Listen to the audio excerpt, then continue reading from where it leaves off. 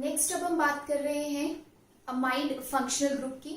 तो amide functional group के लिए आपको बताया गया था कि टेम्परेचर बेस्ड मैकेनिज्म रहता है, टेम्परेचर का बहुत इंपॉर्टेंट रोल है। So let's start. सपोज आपके पास ये फंक्शनल ग्रुप दिया गया है, that is amide. So amide को जैसे ही हमने यहाँ पे लिथियम एल्यूमिनियम हाइड्राइड के साथ ट्रीट कराया, तो फर्स्ट स्टेप तो हमारे पास हाइड्राइड का डोनेशन हो सकता है बहुत आसानी से, क्योंकि न्यूक्लियोफिलिक है। वही बात, जैसे हमने यहाँ पे फर्स्ट स्टेप में हाइड्राइड डोनेट कराया, उसके बाद हमारे पास यहाँ पे बनेगा O नेगेटिव, ये रहा hydride and this is Nr2। Okay, जिसे हम यहाँ पे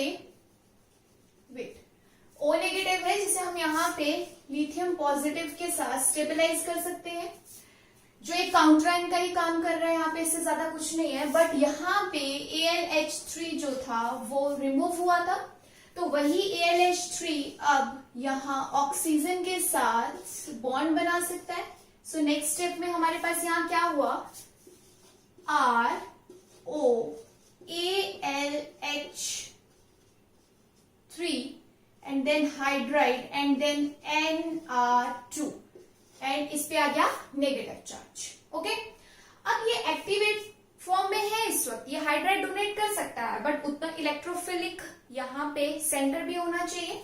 तो ये जो आपके पास टेट्राहेड्रल टाइप का इंटरमीडिएट बनता है, इसी इंटरमीडिएट से सारी कहानी चेंज हो जाती है। ये जो टेट्राहेड्रल टाइप का इंटरमीडिएट बनता है, अगर इसे लो टेम्परेचर पे रखेंगे तो ये अलग मैकेनिज्म शो करेगा, अगर नॉर्मल टेम्परेचर पे हाई टेम्परेचर पे बात हो रही है तो इसका मैकेनिज्म डिफरेंट चलेगा। देखो कैसे, अगर तो यहाँ पे हमने प्रोवाइड कराया इसे लो टेम्परेचर का मतलब है माइनस में, -0 से आपके पास -70 के आसपास, इतने की अगर रेंज रहती है लो टेम्परेचर, तो उसमें हमारे पास ये हाइड्रोलिसिस कराता है, क्योंकि ये इंटरमीडिएट की अगर हाइड्रोलिसिस होगी तो ऑक्सीजन और हमारे पास यहाँ पे जो ये एल्यूमिनियम है इसका बॉन्ड क्लीव करेगा। जैसे हमारे पास ये बॉन्ड क्लीव करेगा, ये इस तरफ मूव करना चाहेगा। क्यों? ताकि यहां से ये जो Nr2 ग्रुप है ये लीव कर सके, गुड लिविंग ग्रुप है। तो आपके पास यहाँ क्या बन जाएगा, R C double bond O and H। देखिए, जब ये एक्टिवेटेड फॉर्म में है, इट मीन्स एल्यूमिनियम अपने किसी भी एक बॉन्ड से इलेक्ट्रॉन डोनेट कर सकता है। अगर हाइड्राइड की जरूरत होती तो हम हाइड्राइड दिला देते, लेकिन अब इलेक्ट्रोफिलिक कार्बन नहीं है, दैट्स वाई जब इसकी हाइड्रोलिसिस की प्रोसेस हुई लो टेम्परेचर पे, तो ये इंटरमीडिएट कुछ इस तरीके से ब्रेक होगा कि यहाँ पे इलेक्ट्रॉन्स मूव करेंगे, तो ये पार्ट भी रिमूव हो जाएगा, और ये जो हमारे पास अमीन वाला पार्ट था ये भी रिमूव हो जाएगा, और हमें मिल जाएगा यहाँ पे एल्डिहाइड एज मेजर। तो यही बात हुई थी जब हमने फर्स्ट लेक्चर में FGIs की सारी स्टडी करी थी, कि अगर अमाइड को लो टेम्परेचर पे लिथियम एल्यूमिनियम हाइड्राइड के साथ रिड्यूस किया जाता है तो वो सिर्फ एल्डिहाइड तक ही रिडक्शन करवाता है। बट इन केस इस इंटरमीडिएट को अगर हम नॉर्मल टेम्परेचर पे या हाई टेम्परेचर पे करवा रहे हैं, ठीक है, हाई टेम्परेचर पे, रूम टेम्परेचर पे, अगर इसकी सिंपल जैसे हम रिडक्शन करवाते हैं वैसे ही यहाँ पे लिथियम एल्यूमिनियम हाइड्राइड के साथ अगर इसकी रिडक्शन हो रही है, तो ये कंप्लीट अमीन तक रिड्यूस होता है। तो उस केस में हमारे पास क्या होता है, मैं थोड़ा सा यहाँ पे इसे चेंज करके दोबारा लिखती हूँ ताकि मैकेनिज्म आपको समझ आ जाए। This is AlH3 in negative and here H and Nr2। तो उस केस में क्या होता है कि ये इंटरमीडिएट अनस्टेबल होता है और नाइट्रोजन अपने इलेक्ट्रॉन यहाँ डोनेट करता है। तो जैसे डोनेट करेगा ये सारा पार्ट यहाँ से रिमूव आउट हो जाता है। ओके, तो ये क्यों हो पा रहा है, क्योंकि यहाँ पे एलिमिनेशन देखने को मिलती है। तो जैसे ये सारा ग्रुप यहाँ से लीव आउट करेगा, ये हमारे पास बन गया R then H and double bond Nr2, और नाइट्रोजन पे कैसे चार्ज, पॉजिटिव चार्ज। जैसे आपके पास कार्बन डबल बॉन्ड O जो यहाँ पे ग्रुप है, इस पे पार्शियल पॉजिटिव और इस पे पार्शियल नेगेटिव रहता है, इलेक्ट्रोफिलिक नेचर है। एग्जैक्टली यहाँ भी इस कार्बन पे पार्शियल पॉजिटिव चार्ज रहेगा। क्यों? क्योंकि नाइट्रोजन की इलेक्ट्रोनेगेटिविटी ज्यादा है, और साथ में अब तो पॉजिटिव चार्ज भी आ चुका है, इमीनियम आयन टाइप की आपके पास यहाँ पे कंडीशन आ चुकी है, यानी बहुत इजीली रिडक्शन हो सकती है। सो इसे H नेगेटिव दिया जाएगा, और रिडक्शन करवाई जाएगी कंप्लीट, जिससे आपको यहाँ पे मिल जाएगी अमीन एज मेजर प्रोडक्ट, अमीन और अमाइन। सो यही बात हुई थी अमाइड के केस में कि अगर टेम्परेचर चेंज किया जाएगा तो प्रोडक्ट भी चेंज होगा, मैकेनिज्म भी चेंज होगा, और ये सारी कहानी इस टेट्राहेड्रल इंटरमीडिएट के साथ ही जुड़ी हुई है। यानी स्टार्ट तो कंप्लीट इंटरमीडिएट तक सेम हो रहा है, बट अगर आगे टेम्परेचर और कंडीशन डिफरेंट की जाती है तो आपके पास प्रोडक्ट भी डिफरेंट बनेगा। सो एक बार रिवाइज कर लेते हैं कि क्या हुआ। जब अमाइड दिया गया था तो फर्स्ट स्टेप में तो सिंपल हाइड्राइड वैसे ही डोनेट किया गया, लेकिन उसके बाद जब एल्यूमिनियम के साथ इसने बॉन्ड बनाया, क्योंकि AlH3 था, न्यूट्रल फॉर्म में था, तो बॉन्ड बन सकता था। जैसे ही बॉन्ड बना, ये हमारे पास एक इंटरमीडिएट बन के आया, टेट्राहेड्रल इंटरमीडिएट बन के आया। अगर इसे हमने लो टेम्परेचर दिया था, जिसमें लो टेम्परेचर में बात कर रही हूँ 0 से -70 डिग्री के आसपास अगर टेम्परेचर रहता है इतना लो, तो ये फ्रीज हो जाता है, तो इसमें ज्यादा एलिमिनेशन देखने को नहीं मिलती, सिंपल हाइड्रोलिसिस होती है और आपके पास यहाँ पे जो NR2 पार्ट है वो लीव करता है और एल्डिहाइड बन जाता है एज मेजर प्रोडक्ट। लेकिन आपने अगर इसे रूम टेम्परेचर पे रखा या थोड़ा सा हाई टेम्परेचर रखा, यानी नॉर्मल कंडीशंस है, बहुत लो टेम्परेचर नहीं दे रखा है, तो जनरली हम यही पढ़ते हैं कि अमाइड की जब कंप्लीट रिडक्शन होगी तो वो किस में होगी, अमीन्स में। वही यहाँ होगा। वो कैसे होता है, उसमें हमारे पास नाइट्रोजन के लोन पे डोनेट किए जाते हैं और ये वाला सारा पार्ट रिमूव होता है। जैसे ये रिमूव हो जाएगा, इमीनियम आयन टाइप की आपको कंडीशन यहाँ देखने को मिलेगी, और इमीनियम आयन जब बनेगा that can also provide electrophilic carbon, तो उसकी आगे रिडक्शन होगी और आपको मिल जाएगा amine as major product. That's why हमने कहा था कि अमाइड के केस में भी हमारे पास दो ही हाइड्राइड यूज होते हैं। फर्स्ट हाइड्राइड जो आपने बिल्कुल फर्स्ट स्टेप में दिया था ये रहा, और सेकेंड आपने ये अभी जो प्रोवाइड करवाया। That's why lithium aluminum hydride can reduce amide into amine at room temperature or high temperature, but it can also give aldehyde as major product if temperature which is provided low. Okay, 0 से -70 degree के आसपास का temperature generally देखने को मिलता है अगर आप एल्डिहाइड चाहते हैं from amide with the help of lithium aluminium hydride. तो ओके, तो ये तो बात होगी हमारे पास फंक्शनल ग्रुप्स की। दैट इज हमने एस्टर की बात कर ली, हमने कार्बोक्सिलिक एसिड की बात कर ली, हमने अमाइड की बात कर ली। अब नेक्स्ट हम बात करेंगे जो एक्टिवेटेड ट्रिपल बॉन्ड्स के लिए हमने कहा था कि जो सिंपल डबल बॉन्ड और ट्रिपल बॉन्ड्स होते हैं उस पे लिथियम एल्यूमिनियम हाइड्राइड रिडक्शन नहीं करता। उसकी वजह और क्यों एक्टिवेटेड ट्रिपल बॉन्ड पे करता है वो हम यहाँ पे स्टडी करते हैं। ओके,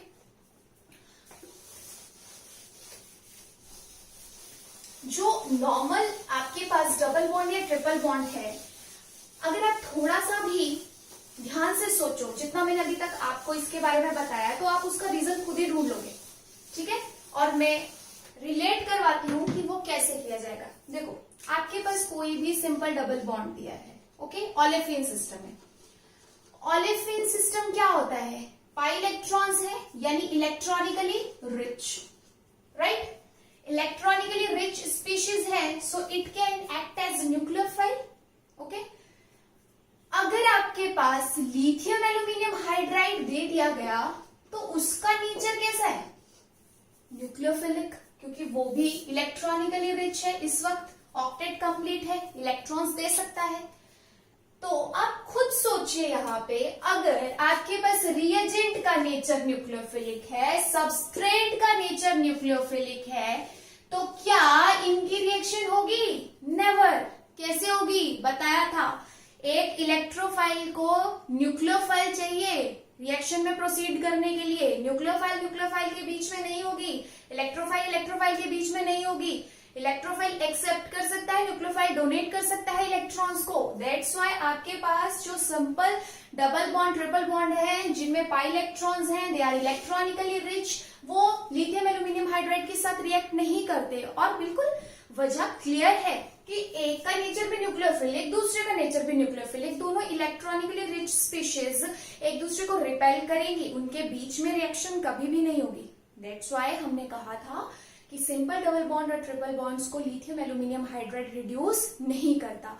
और अब किसे रिड्यूस करता है वो हम यहाँ पे देखते हैं, एक्टिवेटेड ट्रिपल बॉन्ड की बात करी थी हमने, जिसमें हमने एग्जांपल दिया था प्रोपार्जिलिक अल्कोहल का। तो उसी के मैकेनिज्म के लिए थोड़ा सा हम देख लेते हैं, क्योंकि मैकेनिज्म इंपॉर्टेंट है उसका। जहां पे तो आपको डायरेक्ट याद रखना है, वहां पे कोई दिक्कत नहीं, लेकिन मैंने स्पेशली मेंशन किया था कि ट्रांस एल्कीन बनती है, तो वो किस तरीके से बनेगी वो हम चेक कर लेते हैं। सपोज ये है आपके पास प्रोपार्जिलिक अल्कोहल का एक एग्जाम्पल। आपके पास एलाइलिक अल्कोहल होता है, डबल बॉन्ड है, जैसे उसकी नेक्स्ट पोजीशन अल्फा पे अगर रहता है तो आप उसको क्या कहते हो, एलाइलिक अल्कोहल। तो यहां पे आपके पास जो ये ट्रिपल बॉन्ड है, अगर मैं इसके सारे कार्बन्स को यहाँ पे स्टडी करूं तो कुछ बच्चों को दिक्कत होती है कि ये कितने कार्बन है, तो मैं यहाँ लिख रही हूं, ठीक है। अगर ये फर्स्ट है, अभी आर ग्रुप को हमने नहीं माना है, ये कार्बन वाला भी हो सकता है, नहीं भी हो सकता है, इसे डिफरेंट रखो। ये सेकंड है, ये थर्ड है, और ये आपके पास फोर्थ है। तो यहाँ पे इस वक्त 4 कार्बन प्रेजेंट है, और हमारे पास ये जो ट्रिपल बॉन्ड है ये सेंटर है, रिएक्टिव सेंटर है। तो इसकी वजह आप खुद देखिए, ट्रिपल बॉन्ड में कार्बन की हाइब्रिडाइजेशन होती है sp, तो s कैरेक्टर ज्यादा होता है, यानी इलेक्ट्रॉन एक्सेप्ट करने की पावर ज्यादा होती है। दूसरी बात, ऑक्सीजन यहाँ पे साथ में है, तो ये ऑक्सीजन अपने लोन पे डोनेट तो कर नहीं सकता यहाँ पे, क्योंकि एक sp3 हाइब्रिडाइज्ड कार्बन आ रहा है, इट मीन्स कॉन्जुगेशन में तो है नहीं, कॉन्जुगेशन में नहीं है तो इसका माइनस आई काम करेगा। दैट्स व्हाई ये वाला जो ट्रिपल बॉन्ड है ये अब थोड़ा सा इलेक्ट्रॉनिकली डेफिशिएंट है rather than simple double bond, इसलिए हमने इसको एक्टिवेटेड ट्रिपल बॉन्ड का नाम दिया है। और अगर इसमें किसी भी तरीके से इलेक्ट्रॉन्स की अगर कमी हो रही है तो लिथियम एल्यूमिनियम हाइड्राइड अप्रोच कर सकता है, क्योंकि उसे तो यही चाहिए कि इलेक्ट्रॉनिकली डेफिशिएंट स्पीशीज हो। दैट्स व्हाई ये प्रोपार्जिलिक अल्कोहल पे काम करेगा। लेकिन लिथियम एल्यूमिनियम हाइड्राइड आप जैसे ही इस सबस्ट्रेट में प्रोवाइड कराएंगे, यहां भी तो एसिडिक प्रोटोन प्रेजेंट है, और अगर यहाँ एसिडिक प्रोटोन प्रेजेंट है तो यहां से H पॉजिटिव, यहां से H नेगेटिव। फर्स्ट स्टेप क्या होगा, हाइड्रोजन का रिमूवल, हाइड्रोजन गैस रिमूव होगी यहाँ पे भी। तो मैकेनिज्म की बात मैं इसीलिए कर रही हूँ ताकि आपको पता रहे कि जो हमने बिल्कुल फर्स्ट लेक्चर में कहा था कि एसिडिक प्रोटोन वाली हमें सॉल्वेंट या स्पीशीज नहीं चाहिए, तो वो इस वजह से नहीं चाहिए। लेकिन यहाँ पे अच्छी बात क्या है कि एक्टिवेशन फिर भी हो जाती है, इसलिए रिएक्शन प्रोसीड कर जाती है। तो ये बन गया हमारे पास O नेगेटिव, लेकिन फिर वही बात है कि यहाँ से AlH3 हमारे पास रिमूव हुआ होगा, तो ये O नेगेटिव जो है ये खुद को फिर इस AlH3 के साथ बॉन्ड बना के स्टेबलाइज कर सकता है और एल्यूमिनियम को एक्टिवेट भी कर सकता है, ताकि ये अपना हाइड्राइड इजीली डोनेट कर सके। ओके, चलो, ऑक्सीजन की यहाँ पे स्टेबलाइजेशन भी होगी और जो AlH3 था वो हमारे पास यहाँ पे एक्टिवेट भी हो गया।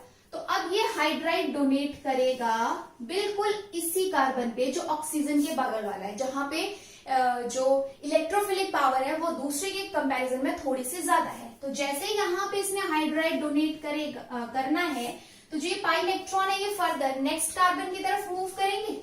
तो जैसे यहाँ पे ये कार्बन की तरफ मूव करेंगे, हमारे पास एक नेगेटिव चार्ज बनेगा, और ये हमारे पास, एक मिनट, हम पहले बात करेंगे इन्हीं दोनों कार्बन्स की, ठीक है। ये दोनों कार्बन हमने ऐसे रखे, इस कार्बन को हमने यहां से क्या दिया है, हाइड्राइड। तो दूसरी तरफ हमारे पास क्या है, CH2, and after that CH2 के बाद है O एंड देन AlH2। ये बात होगी यहाँ की। अब आगे हमारे पास यहाँ पे हम कह रहे हैं कि नेगेटिव चार्ज बनेगा, एंड इसके बाद है हमारे पास CH2 एंड देन R। जो हमने यहाँ पे बात करी थी 1 2 3 4, वही मैं यहाँ पे लिख देती हूँ फिर से ताकि क्लियर रहे। This is 1 2 3 4। सो यहाँ पे ये रहा हमारे पास 1, ये सेकेंड कार्बन, ये थर्ड कार्बन और ये फोर्थ कार्बन। कार्बन में बिल्कुल भी कंफ्यूज नहीं होना है, ओके। सो अब हमारे पास यहाँ पे ये जो इंटरमीडिएट टाइप की फॉर्म है, ये मैं सिर्फ समझाने के लिए बता रही हूँ, ये बहुत जल्दी में हमारे पास यहाँ पे रिएक्शन होती है। तो हमारे पास ये जो नेगेटिव चार्ज है, इस तरफ ये आपके पास R ग्रुप, इस तरफ भी ये हमारे पास R ग्रुप एक तरीके से है, ये CH2OH, तो ये यहाँ पे रिपल्शन कोज कर सकता है। दैट्स व्हाई फॉर स्टेबलाइजेशन हमारे पास ये नेगेटिव चार्ज, ये जो अभी आपने हाइड्राइड डोनेट किया, इसके अपोजिट में रहना प्रेफर करेगा, यानी जो हाइड्राइड आप लिथियम एल्यूमिनियम हाइड्राइड से डोनेट कर रहे हो और जो सेकेंड स्टेप में वर्कअप की स्टेबलाइजेशन से हाइड्रोजन मिलेगा, वो एक दूसरे के ट्रांस में रहना प्रेफर करते हैं, ताकि ये जो इंटरमीडिएट टाइप की फॉर्म है इसमें किसी भी तरह का जो रिपल्शन है, स्टेरिक हिंड्रेंस है, वो देखने को ना मिले। और अब हमारे पास यहाँ पे वर्कअप की प्रोसेस होगी। चलो पहले मैं इसे स्टेबलाइज्ड फॉर्म में लिखती हूँ, R then CH2 double bond this hydride and CH2OAlH2 and here this negative charge, okay, and after that workup अगर मैं यहाँ पे वाटर की जगह ड्यूटेरेटेड ले लेती हूँ, ओके, ड्यूटेरेटेड वाटर लेती हूँ तो मेरे पास ड्यूटेरियम आएगा। अगर मैं H2O लेती हूँ तो H+ मिलेगा। तो ये मैंने सिर्फ इसलिए किया ताकि आपको क्लैरिटी रहे कि कौन सा हाइड्राइड से आया है और कौन सा वर्कअप से आया है। तो ये मेरे पास है यहाँ पे R and after that CH2, RCH2 then double bond this hydrogen, here CH2OLAH2 and here deuterium। तो अगर सिंपली तुम्हें याद रखना है FGI में कि प्रोपार्जिलिक एल्कोहल में जो ट्रिपल बॉन्ड होगा वो ट्रांस एल्कीन में कन्वर्ट होगा तो क्लियर है। बट इन केस आपके पास जो क्वेश्चन है पेपर जब आपके एग्जाम में आया तो उसमें 4 ऑप्शन उन्होंने बनाए ऐसे थे कि एक में ड्यूटेरियम इस कार्बन पे ऐड किया, एक में ड्यूटेरियम इस कार्बन पे ऐड किया है। लिथियम एल्यूमिनियम हाइड्राइड के साथ सपोज ड्यूटेरेटेड वाटर दिया है तो या सिस बनाए हैं या ट्रांस बनाए हैं। तो उस केस में आपके पास सिर्फ इतना सा नॉलेज काम नहीं आएगा कि एक्टिवेटेड ट्रिपल बॉन्ड को ट्रांस एल्कीन में कन्वर्ट करना है, फिर आपका क्वेश्चन रुक जाएगा। दैट्स व्हाई इसमें मैकेनिज्म का पता होना जरूरी है। और अगर इतना मैकेनिज्म भी आपको थोड़ा मतलब भूल जाए या कुछ भी है तो एक शॉर्ट ट्रिक बस इतना याद रख लो कि जो हमारे पास ये CH2OH ये वाला जो एल्कोहल वाला पार्ट है बिल्कुल उसके बगल वाले कार्बन पे ही हाइड्राइड आएगा लिथियम एल्यूमिनियम हाइड्राइड से। अगर हाइड्राइड है तो हाइड्राइड, अगर इसमें भी उसने ड्यूटेरियम रख दिया है हाइड्रोजन को रिप्लेस करके तो ड्यूटेरियम, यानी जो भी रिड्यूसिंग रिएजेंट दिया है हमारे पास लिथियम एल्यूमिनियम हाइड्राइड तो CH2OH के बिल्कुल जो साथ वाला कार्बन है हमेशा उसी पे हाइड्राइड डोनेट किया जाएगा। तो ऑब्वियस सी बात है कि अगर उस पे हाइड्राइड आएगा रिएजेंट से तो जो नेक्स्ट कार्बन होगा उसमें वर्कअप के प्रोसेस से सॉल्वेंट से दिया जाएगा, चाहे वो हाइड्राइड है चाहे ड्यूटेरेटेड वाटर है। दैट्स व्हाई आपके पास यहाँ पे ये बन गई trans alkene as major product. तो यही बात करी थी हमने कि जो एक्टिवेटेड ट्रिपल बॉन्ड है वो ट्रांस एल्कीन में कन्वर्ट होता है and this is the mechanism with the help of lithium aluminium hydride. Okay, ध्यान से समझ लीजिएगा, ये चीज इंपॉर्टेंट है। और आपको यहाँ पे एक्सप्लेन भी किया गया कि इस पे क्यों हमने रिएक्शन कराई, इसे क्यों एक्टिवेटेड कहा, जो सिंपल डबल बॉन्ड या ट्रिपल बॉन्ड है उन पे रिएक्शन क्यों नहीं हुई या फिर उन्हें हमने एक्टिवेटेड क्यों नहीं कहा। ऑलराइट,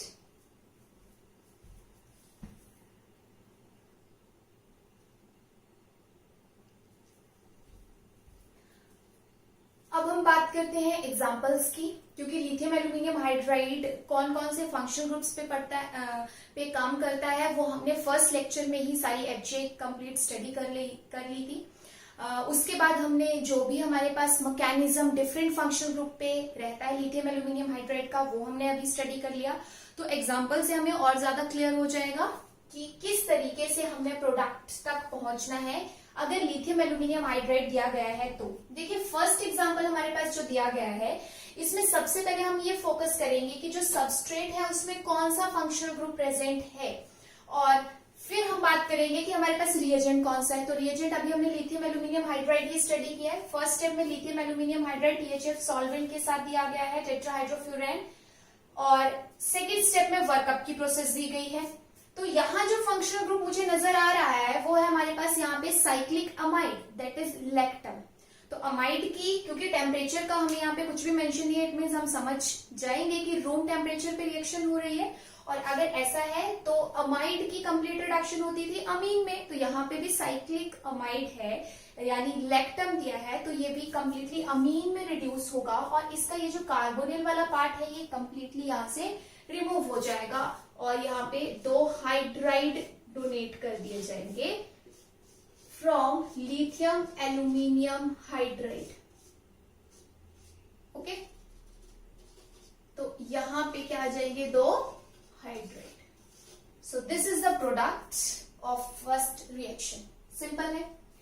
सेकेंड की बात करते हैं। यहां पे भी हमें सेम रिएजेंट कंडीशन दी गई है। यहां आप फंक्शनल ग्रुप देखो, हमारे पास क्या है, डबल बॉन्ड है, साइक्लिक एस्टर यानी लेक्टोन दिया गया है, और साथ के साथ हमारे पास यहाँ पे ईथर भी प्रेजेंट है। सो ईथर्स बेसिकली एसिड सेंसिटिव होते हैं। अगर एसिडिक कंडीशन दी जाए तो फिर वो डिसोशिएट होते हैं। बट लिथियम एल्यूमिनियम हाइड्राइड के बारे में जैसे बताया गया आपको, न्यूक्लियोफिलिक नेचर होता है, स्ट्रॉन्ग बेस की तरह काम कर सकता है। तो यहाँ पे लिथियम एल्यूमिनियम हाइड्राइड से एस्टर को कोई खतरा नहीं है। जो सिंपल डबल बॉन्ड दिया गया है उसे कोई खतरा नहीं है। ये दोनों हमारे पास यहाँ पे रिड्यूस नहीं होंगे। बट ये जो साइक्लिक एस्टर दिया गया है इसकी कंप्लीट रिडक्शन होगी, यानी लैक्टोन हमारा किसमें कन्वर्ट हो जाएगा, डायोल में। तो हमारे पास कुछ इस तरीके से प्रोडक्ट बनेगा। ये है हमारे पास CH2OH, क्योंकि इस कार्बन पे एल्डिहाइड बनेगा तो वो अल्कोहल में रिड्यूस होगा। और ये हमारे पास जब रिंग ओपनिंग होगी तो रिंग ओपनिंग से बनेगा OH। Okay, so this is CH2OR and after that बाकी जो भी हमारे पास यहाँ पे सब्स्टिट्यूएंट हैं वो एज इट इज रहेंगे। ओके, सो ये हमारे पास है लैक्टोन, और लैक्टोन की रिडक्शन हुई कंप्लीट तो वो किसमें कन्वर्ट हो गया, डायोल में। ऑलराइट, सिंपल है। नेक्स्ट बात करते हैं हम थर्ड एग्जांपल की। थर्ड एग्जांपल में हमारे पास क्या फंक्शनल ग्रुप प्रेजेंट है, ओनली कार्बोक्सिलिक एसिड। तो कार्बोक्सिलिक एसिड की जब कंप्लीट रिडक्शन होती है वो किसमें कन्वर्ट होता है, अल्कोहल में। जब आपके पास और कोई फंक्शनल ग्रुप यहाँ प्रेजेंट नहीं है तो जो कार्बोक्सिलिक एसिड है वो कन्वर्ट हो गया हमारे पास किसमें, अल्कोहल में, और बाकी सबस्ट्रेट में कोई भी चेंज देखने को नहीं मिलेगा। सो बहुत सिंपल रिएक्शंस है। अगर एक बार आपको ध्यान में है कि कौन सा रिएजेंट किस कंडीशन में क्या प्रोडक्ट देता है तो कई बार मैकेनिज्म की भी जरूरत नहीं पड़ती है आपको। बस हार्डली कुछ क्वेश्चंस ऐसे रहते हैं जहां मैकेनिज्म से रिलेटेड पूछ लिया जाता है। अदरवाइज सबसे इंपॉर्टेंट पार्ट रिएजेंट का यही है कि आपको मालूम होना चाहिए कि कौन सा रिएजेंट किस कंडीशन के अंडर एक फंक्शनल ग्रुप पे रिएक्ट करता है या नहीं, और करता है तो उसे दूसरे किस फंक्शनल ग्रुप में कन्वर्ट करेगा, फंक्शनल ग्रुप इंटरकन्वर्जेंस, FGI, राइट। तो ये है हमारे पास 3 एग्जांपल जिसमें हमने यहाँ पे अमाइड देख लिया, एस्टर देख लिया और कार्बोक्सिलिक एसिड भी स्टडी कर लिया। ओके,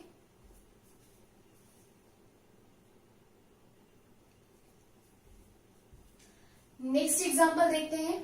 हमारे पास इस एग्जांपल में कोई बहुत इलेक्ट्रोफिलिक कार्बोनिल कार्बन तो नहीं दिया है, बट इपॉक्साइड हमारे पास यहाँ प्रेजेंट है। और अगर इपॉक्साइड हमारे पास यहाँ प्रेजेंट है तो इपॉक्साइड की रिंग ओपनिंग हो सकती है।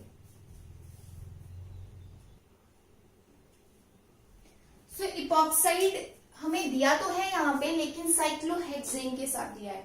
तो साइक्लोहेक्सेन के केस में हमें एक और चीज का ध्यान रखना है कि स्टेबल कंफर्मेशन जरूर ड्रॉ करनी होती है। इसकी जो साइक्लोहेक्सेन होती है उसकी मैक्सिमम रिएक्शंस हमारी चेयर फॉर्म के साथ ही कंप्लीट होती है। सो यहाँ पे हमें एक बल्की ग्रुप दिया गया है तो मैं प्रेफर करूंगी कि वो बल्की ग्रुप इक्वेटोरियल पोजीशन पे आए, एज वेल एज अबव दिया है तो अबव में भी रहे। अब उसकी नेक्स्ट एक कार्बन को छोड़ के इपॉक्साइड बनाया है, वो इपॉक्साइड बनाया है बिलो में। तो मैंने यहाँ पे ये बना दी इसकी स्टेबल कंफर्मेशन। अब इपॉक्साइड की रिंग ओपनिंग होगी। जनरली अगर हमारे पास सिंपल इपॉक्साइड दिया होता एलिफेटिक टाइप के सिस्टम में तो हम उसमें क्या करते हैं कि जो लेस हिंडर्ड साइड है वहां से रिंग ओपनिंग कराते हैं। जैसे आपको बताया गया था कि अगर अनसिमेट्रिकल इपॉक्साइड है, जैसे इस टाइप का आपके पास, तो यहाँ पे सब्स्टिट्यूशन है, यहाँ पे नहीं है, तो हाइड्राइड जो है वो इस कार्बन से डोनेट करा के रिंग ओपनिंग होगी। और जो आपके पास हाइड्राइड है और जो एल्कोहल है वो ट्रांस नजर आएंगे प्रोडक्ट में, क्योंकि SN2 मैकेनिज्म से काम होता है। ये हमने डिस्कस किया था पहले। बट साइक्लोहेक्सेन के साथ हमें एक और चीज का ध्यान रखना होता है, और वो क्या है, दैट हमें रिंग ओपनिंग करवानी है बट ट्रांस डायएक्सियल रिंग ओपनिंग। अब ये ट्रांस डायएक्सियल रिंग ओपनिंग क्या है कि हमारे पास अगर इस कार्बन को देखा जाए और इस कार्बन को देखा जाए तो कुछ खास ज्यादा फर्क नहीं है हमारे पास। और ये जो सबस्ट्रेट है ये वैसे भी इक्वेटोरियल पोजीशन पे है तो ये हिंड्रेंस भी कॉज नहीं करेगा। तो हम यहाँ पे जो हाइड्राइड, जब हमने ये लिथियम एल्यूमिनियम हाइड्राइड लिखा हुआ है, तो जो हाइड्राइड है अगर हमें डोनेट कराना है तो हमने उस कार्बन पे कराना है जो इक्वेटोरियल बॉन्ड को यूज करके इपॉक्साइड बना रहा है। देखो कैसे, इस कार्बन पे डाउन साइड वाला कौन सा बॉन्ड होता है? इक्वेटोरियल। इस कार्बन पे डाउन साइड वाला कौन सा बॉन्ड होता है? एक्सियल। तो हम कौन सा बॉन्ड यहाँ पे क्लीव करेंगे अगर ट्रांस डाइएक्सियल रिंग ओपनिंग करानी है तो? इक्वेटोरियल वाला। अरे इक्वेटोरियल वाला बॉन्ड टूटेगा तभी तो जो हाइड्राइड है वो एक्सियल से आएगा और फिर आपका प्रोडक्ट ट्रांस डाइएक्सियल नजर आएगा। यानी एक जो सबस्टेंट है वो भी एक्सियल और दूसरा जो सबस्टेंट है वो भी एक्सियल। एक एक्सियल अप, दूसरा axial down, that's why trans diaxial. तो हमने हाइड्राइड इस कार्बन पे डोनेट करना प्रेफर किया और फिर ये इक्वेटोरियल वाला बॉन्ड टूट गया और फिर हमारे पास इस कार्बन पे हाइड्राइड आ गया अप से, एक्सियल से, और यहाँ पे तो ये bond O negative work up से बना देगा OH। इसे हम कहते हैं ट्रांस डाइएक्सियल रिंग ओपनिंग। तो इपॉक्साइड पे लिथियम एल्यूमिनियम हाइड्राइड काम करता है, उसकी रिंग ओपनिंग कराता है। अगर सिंपल है तो हम चूज करते हैं लेस हिंडर्ड साइड से। अगर साइक्लोहेक्सेन के साथ दिया है तो उसकी स्टेबल कन्फर्मेशन बना के ट्रांस डाइएक्सियल रिंग ओपनिंग को प्रेफरेंस दी जाती है। अब ये हाइड्राइड और OH आपस में ट्रांस है क्योंकि है तो ये एक्सियल बट अप एक्सियल, है तो ये भी axial but down axial, that's why trans diaxial. Okay, epoxide की बात हो गई। कौन सा मैकेनिज्म फॉलो किया हमने इसमें? SN2 biomolecular nucleophilic substitution. Next example की बात करते हैं फिफ्थ एग्जांपल को देख के लगेगा कि ये कौन सा फंक्शनल ग्रुप है, ये तो हमने पढ़ा ही नहीं, ठीक है। लेकिन अगर थोड़ा सा भी प्यार से देखोगे ना इसे तो तुम्हें खुद समझ आएगा कि भैया ये तो टोसाइल ग्रुप है।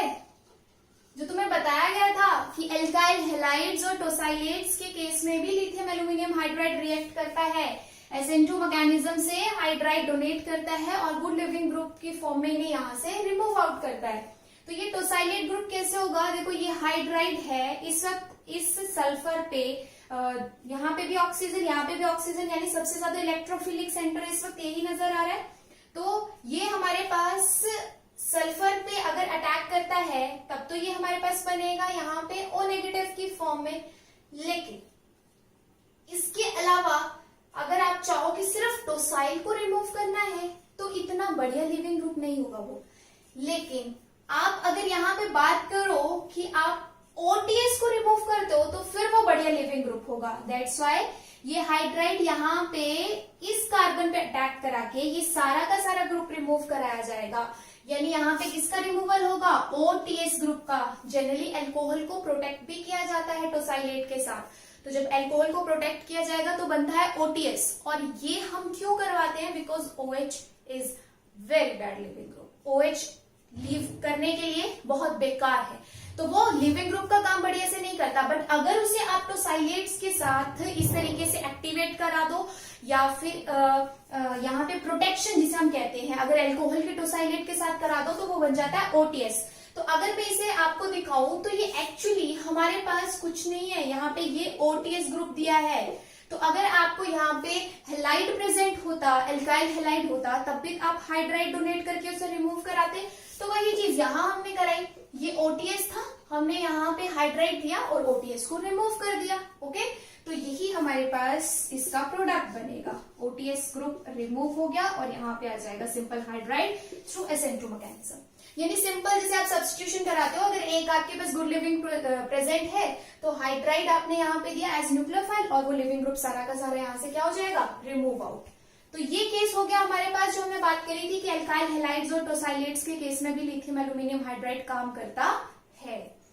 इसके अलावा बस एक और एग्जांपल है जो मैं यहाँ पे डिस्कस करना चाहती हूँ कि सिंपल डबल बॉन्ड पे तो काम नहीं करता, एक्टिवेटेड ट्रिपल बॉन्ड पे करता है। लेकिन मैंने ये भी लिखवाया था कि अगर आपके पास alpha beta unsaturated carbonyl system दिया है तो उस पे भी रिएक्शन होती है। और उसके लिए सबसे इंपॉर्टेंट कंसेप्ट हमारे पास है टेम्परेचर। टेम्परेचर बेस्ड कंडीशन हमें देखनी पड़ती है। तो अगर alpha beta unsaturated carbonyl system दिया है तो ऐसा क्या हुआ? लिथियम एल्यूमिनियम हाइड्राइड आप पढ़ चुके हो कंप्लीट, खुद सोचो कि ऐसा क्या हुआ कि टेम्परेचर के साथ डबल बॉन्ड भी रिड्यूस हो जाएगा। इलेक्ट्रॉन्स की यहाँ पे कमी देखने को मिली। क्यों? क्योंकि कार्बोनिल सिस्टम साथ में रहेगा तो ये डबल बॉन्ड रेजोनेंस में है या नहीं, और अगर इसके पाई इलेक्ट्रॉन्स यहाँ पे कम हो रहे हैं, इलेक्ट्रॉन की डेफिशिएंसी मिल रही है, तो लिथियम एल्यूमिनियम हाइड्राइड इसे अच्छे से अप्रोच कर सकता है। बिल्कुल सिंपल बात है, कोई भी यहाँ पे एक्सेप्शन नहीं है। इसका नेचर न्यूक्लियोफिलिक है तो इसे चाहिए कि सामने इलेक्ट्रोफिलिक हो, और अगर इलेक्ट्रॉन विड्रॉइंग ग्रुप साथ में रहेगा, रेजोनेंस साथ में रहेगी, तो ये डबल बॉन्ड इलेक्ट्रॉन डेफिशिएंट हो सकता है, जिसके लिए हमारे पास टेम्परेचर बहुत अच्छा यहाँ पे फैक्टर रहेगा। तो जब alpha beta unsaturated carbonyl system दिया है तो कार्बोनिल से तो अल्कोहल बनेगा ही बनेगा, बट डबल बॉन्ड भी रिड्यूस होगा अगर आपके पास टेम्परेचर ज्यादा दिया गया है तो, रूम टेम्परेचर से हाई। तो इस वक्त मेरे पास ये डबल बॉन्ड भी रिड्यूस हो गया, क्योंकि 35 डिग्री सेल्सियस दिया गया था, डबल बॉन्ड भी रिड्यूस हो गया, और साथ में हमारे पास यहाँ पे जो कार्बोनिल सिस्टम था वो भी रिड्यूस हो गया, यानी 1/4 एडिशन देखने को मिल रही है अगर टेम्परेचर हाई है तो। बट अगर आपके पास टेम्परेचर लो दिया गया है तो उसमें सिर्फ और सिर्फ ये जो कार्बोनिल सिस्टम है यही रिड्यूस होगा, ओनली 1/2 एडिशन होगी। जो डबल बॉन्ड है उसे कोई भी फर्क नहीं पड़ेगा, यानी इस केस में आपको मिल जाएगा allylic alcohol as major product.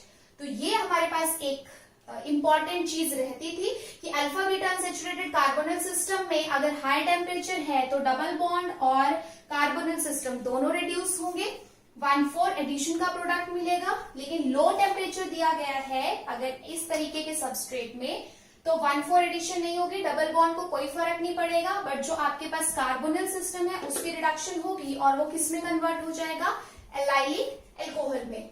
तो हमारे पास लिथियम एल्यूमिनियम हाइड्राइड के जितने भी FGI थे, इंपॉर्टेंट मैकेनिज्म थे जो अलग अलग तरीके से काम कर रहे थे, और उसके साथ एग्जाम्पल्स में कैसे हम उस रिएजेंट को इम्प्लीमेंट कर रहे हैं, यानी उसकी एप्लीकेशंस क्या है, वो सारा हमने यहाँ पे स्टडी कर लिया है।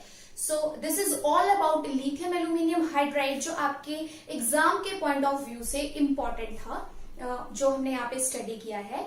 सो अब इसके बाद लिथियम एल्यूमिनियम हाइड्राइड जो कीमो सिलेक्टिव रिएजेंट नहीं माना जाता है, यानी हमारे पास और रिएजेंट्स भी आएंगे जो किसी एक फंक्शनल ग्रुप के लिए ज्यादा प्रेफरेंस दिखाते हैं। सपोज आपके पास यहाँ कोई एक ऐसा एग्जांपल होता जिसमें एस्टर होता, एमाइड होता, तो लिथियम एल्यूमिनियम हाइड्राइड सबको ही रिड्यूस करेगा, तो उसकी कीमो सिलेक्टिविटी बढ़िया नहीं है। तो आगे अब हम और भी डेरिवेटिव पढ़ेंगे लिथियम एल्यूमिनियम हाइड्राइड के जो सिलेक्टिविटी शो करते हैं, जो ये रिएजेंट नहीं कर पाया वो उसके डेरिवेटिव्स करेंगे, जो हम नेक्स्ट लेक्चर में पढ़ेंगे। Okay, thank you.